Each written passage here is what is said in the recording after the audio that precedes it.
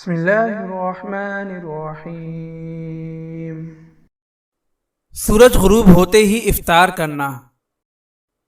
آپ صلی اللہ علیہ وسلم سورج ڈوبتے ہی افطار فرماتے۔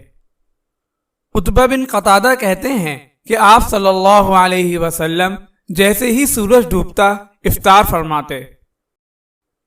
حضرت ابو دردہ رضی اللہ تعالی عنہ سے مروی ہے کہ آپ صلی اللہ علیہ وسلم کو اطلاع دی جاتی کہ سورج ڈوب گیا تو آپ افطاری فرماتے۔ حضرت عائشہ رضی اللہ تعالی عنہ سے مروی ہے کہ آپ صلی اللہ علیہ وسلم کھجور لے کر سورج ڈوبنے کا انتظار فرماتے رہتے اور جیسے ہی سورج ڈوبتا اسے منہ میں ڈال لیتے۔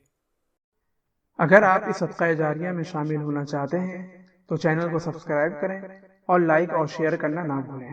جزاک اللہ خیرا۔